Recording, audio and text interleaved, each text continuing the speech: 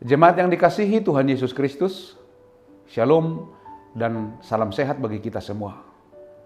Sebelum melakukan aktivitas hari ini, marilah kita terlebih dahulu mendengarkan firman kehidupan yang tertulis dalam kitab Yesaya 57 ayat 20. Tetapi orang-orang fasik adalah seperti laut yang berombak-ombak sebab tidak dapat tetap tenang, dan arusnya menimbulkan sampah dan lumpur.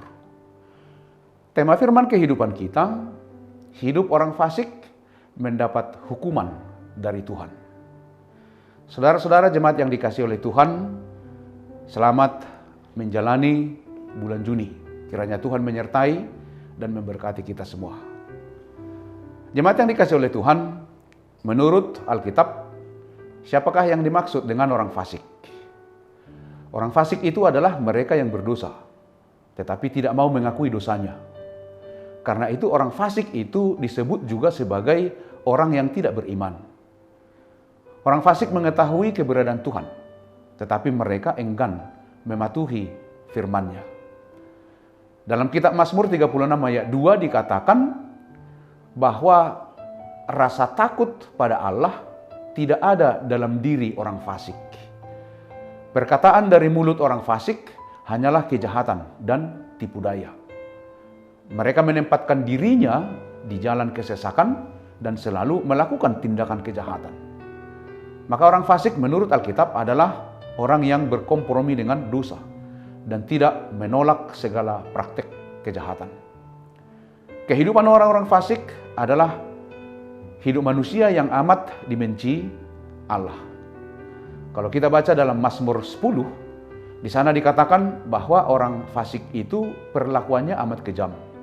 Suka memburu orang yang tertindas, menistakan Tuhan, merasa bahwa Allah itu tidak ada, sehingga tidak meminta apapun kepada Allah. Memuji keinginan hatinya. Begitulah orang fasik. Ini rangkuman ciri-ciri orang fasik yang perlu diwaspadai. Antara lain, orang fasik itu angkuh dan sombong, sehingga dalam kondisi apapun mereka ingin menang sendiri.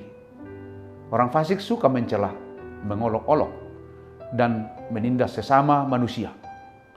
Mereka merasa lebih baik dibandingkan orang lain, tanpa melihat kekurangannya sendiri. Orang fasik memiliki sifat dengki dan iri hati yang dapat menimbulkan perselisihan. Karena itulah firman kehidupan kita hari ini menyampaikan bahwa orang-orang fasik adalah seperti laut yang berombak-ombak, tidak bisa tenang, dan arusnya menimbulkan sampah dan lumpur. Hidup sebagai orang fasik itu adalah praktik hidup yang membuat gelisah, jauh dari hidup sejahtera, karena tanpa kita sadari, kita sudah menyusahkan orang lain. Akan tetapi, karena orang fasik merupakan mayoritas, orang benar bisa menjadi takut atau menjadi terpikat oleh mereka. Seharusnya orang benar tidak perlu takut terhadap orang fasik, karena Tuhan akan memperlengkapi orang-orang yang hidup benar di hadapan Tuhan. Tuhan akan menyertainya. Orang fasik itu hanya kelihatan hidup aman, ketika Allah belum bertindak menjatuhkan hukuman bagi mereka. Berhala yang mereka sembah tidak berguna dan tidak dapat berbuat apa-apa saat Allah menjatuhkan hukuman terhadap orang-orang fasik. Tantangan hidup orang benar, seringkali orang benar harus hidup sebagai minoritas di antara orang fasik. Kejahatan merajalela sehingga hidup orang benar sepertinya terancam.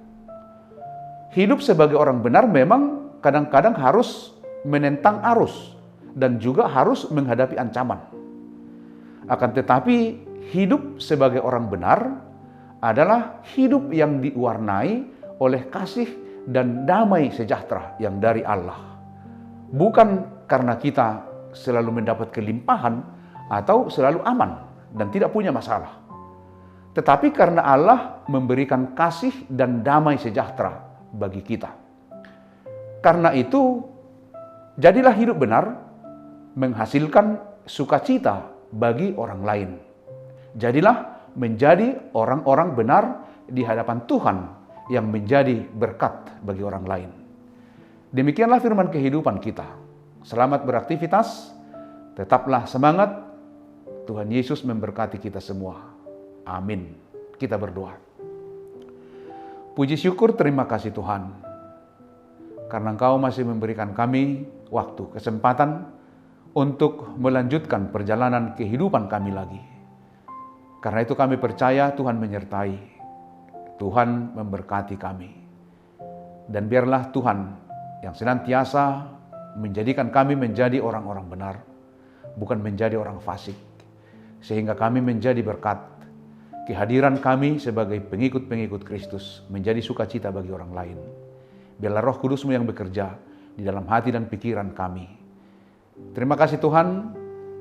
Dalam Yesus Kristus kami berdoa dan mengucap syukur. Amin. Anugerah dari Tuhan kita Yesus Kristus, kasih setia Allah Bapa, dan persekutuan dengan Roh Kudus menyertai kamu. Amin.